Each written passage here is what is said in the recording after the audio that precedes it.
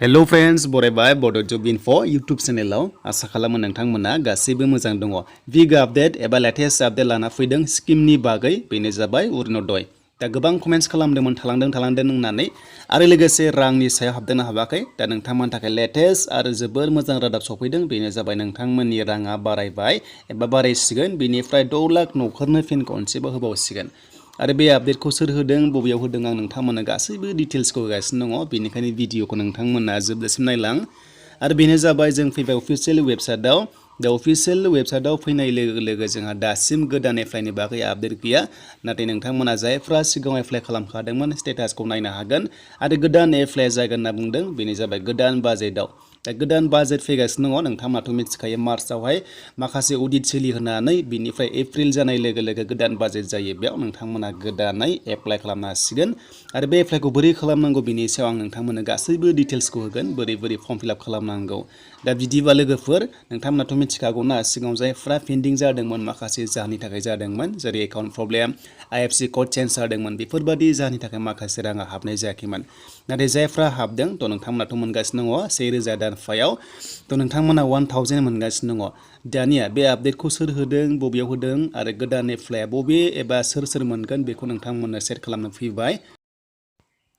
दा जोङो आपडेटखौ नायनोसै लोगोफोर बे आपडेटखौ टुइट खालामदोंमोन बिथां PTRनि CEM एबा चिफ एक्जिकिउटिभ मेम्बार जायखौ जों मिथिगौ प्रमद बर' होननानै थ' बिथाङा गावनि टुइटार एकाउन्टआव टुइट खालामदों बेनो जाबाय माखासे स्किमनि बागै आरो माखासे जोंहा गुबुन माखासे जोंहा फैदों आपडेट बेखौ जों नायगोन। थ' लोगोफोर भिडिअखौ मोजां मोनोबा लाइक कमेन्ट शेयार खालामबानो जाबाय जाहाथे बयबो मिथियो आरो गोदान एप्लाइखौ खालामना लानो हायो।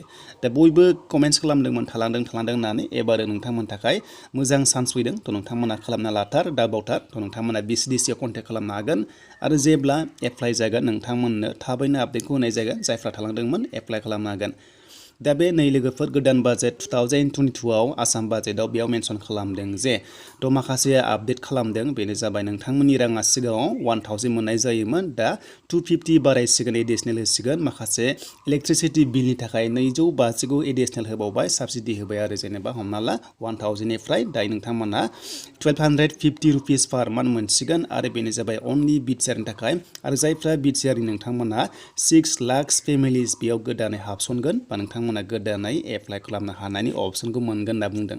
दा बेखायनो 6 लाख न'खरनो बिटिआर होबावसिगोन बेनिफ्राय गुबुन दङ जेरै 10 कलेजेस नोंथांमोना नुनो मोनदों बेनो जाबाय बिटिआर लेभेलाव प्रभिन्सियेलाइज खालामबावगोन होनना बुंदों।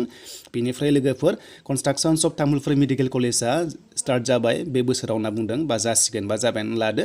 बेनिफ्राय आरो लोगोसे दंबावो बेनो जाबाय BSc नार्सिं कलेज बा JNM नार्सिं कलेज स्कुल खुलिसिगोन बेनो जाबाय तामुलपुर मेडिकेल कलेजआव। बेनिफ्राय क'क्राझाराव इउनिभार्सिटि खालामनायनि बाथ्रा होदों थ' 10 crore बेयाव बाजेट दङ थ' बिनिफ्राय नोंथांमोना नर्थ इस्ट फेस्टिभेल्सनि माखासे बेयाव नोंथांमोना नुनो मोनगोन बिटिआर लेभेलाव अके।